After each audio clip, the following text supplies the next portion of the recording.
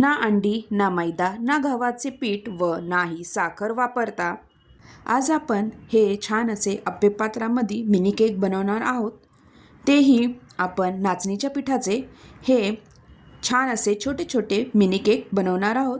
खायला एकदम टेस्टी व हेल्दी असे हे छोटेसे मिनी केक, शिवाय लहान मुलांनाही असे छोटे छोटे मिनी केक खायला खूप आवडतात।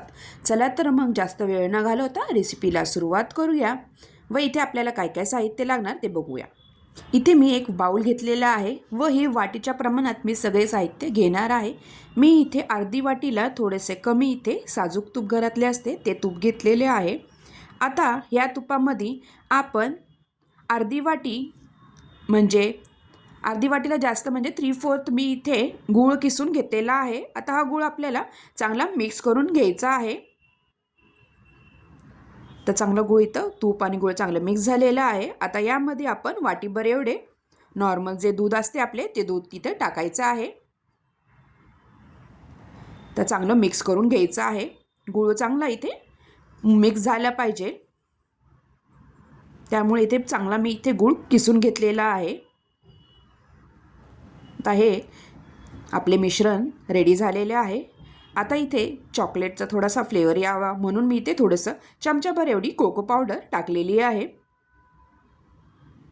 तर कोको पावडर टाकल्यानंतर आपल्याला इथे हे मिश्रण चांगले मिक्स करून घ्यायचे आहे। आता इथे आपल्याला त्याच वाटीच्या प्रमाणात इथे नाचणीचे पीठ घालायचे आहे। मी तर वाटीभर हे नाचणीचे पीठ घेतलेले आहे आधी। त्या चाळणीने हे मी चाळून घेणार आहे। आता जसे इथे पीठ मावेल तसं मी इथे पीठ ॲड करणार आहे। बॅटरची कन्सिस्टन्सी तुम्ही इथे बघू शकता। तर वाटीभर पीठ इथे चाळून घेतलेले आहे। आता नाचणीचे पीठ टाकल्यानंतर हे मिश्रण आपण मिक्स करून बघूया। जर थोडं तुम्हाला बॅटर हे पातळ वाटत असेल तर तुम्ही इथे अजून इथे नाचणीचे पीठ ॲड करू शकता।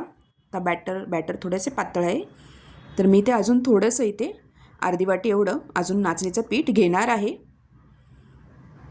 असे इथे आपल्याला 1.5 वाटी किंवा 2 वाटी इथे नाचणीचे पीठ मावते। तर पुन्हा मी चाळून हे मिश्रण असंच पीठ मिक्स करून घेणार आहे। आता तुम्ही इथे बघू शकता बॅटरची आपली कन्सिस्टन्सी कशी आहे। तिथं जास्त पातळही नाही आणि हे बॅटर जास्त घट्टही नाही, परफेक्ट इथे आपले बॅटर रेडी झालेले आहे।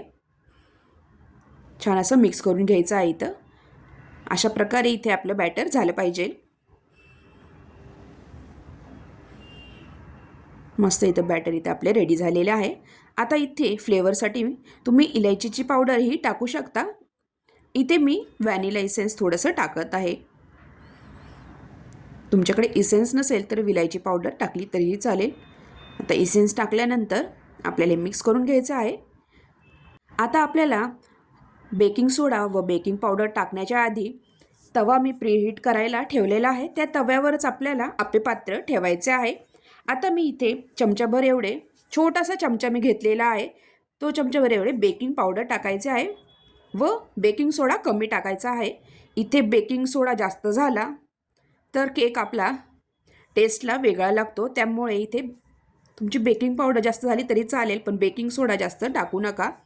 आता चांगले हे एकाच साईडने आपल्याला चांगलं मिक्स करून घ्यायचं आहे आणि लगेचच आता बॅटरला थोडेसे आपल्याला तेल लावून हे छोट्या चमच्याने तुम्ही आप्पेपात्रामध्ये छोटे छोटे असे मिनी केक करून घेऊ शकता। आता हे बॅटर रेडी झालेले आहे। तवाही मी प्रीहीट करायला ठेवलेला होता 15 मिनटं।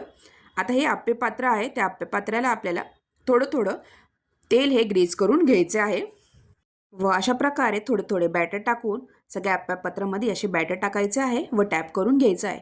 व गार्निशिंगसाठी तुम्ही ट्रुटी फ्रुटी किंवा ड्रायफ्रूटही वरतून टाकू शकता। तर मस्त इथे आपले केक आप्पेपात्राचे भांडे तव्यावर ठेवायचे आहे व झाकण लावून इथे आपल्याला 10 ते 15 मिनटं हे केक बेक करून घ्यायचे आहेत।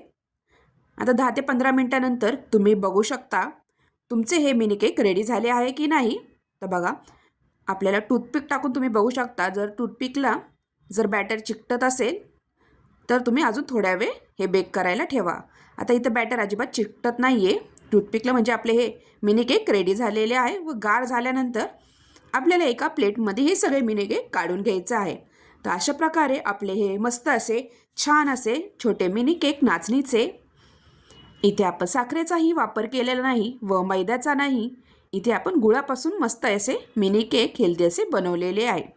अशा प्रकारे तुम्हाला ही रेसिपी कशी वाटली नक्की कमेंटद्वारा कळवा व माझ्या चॅनलला लाईक, शेअर आणि सबस्क्राईब करायला विसरू नका. तुम्ही इथे बघू शकता मस्त फ्लफी असे इथे आपले छोटे मिनी केक रेडी झालेले आहे. मस्तपैकी नाचणीचे हे तुम्ही केक नक्की ट्राय करून बघा व तुमचे केक कसे झाले नक्की कमेंटद्वारा कळवा. अशा प्रकारे तुम्ही हा व्हिडिओ शेवटपर्यंत बघितल्याबद्दल तुम्हा सगळ्यांचे खूप खूप धन्यवाद. पुन्हा भेटूया अशाच नवीन रेसिपीसोबत. तोपर्यंत तुम्हा सगळ्यांना बाय बाय. धन्यवाद.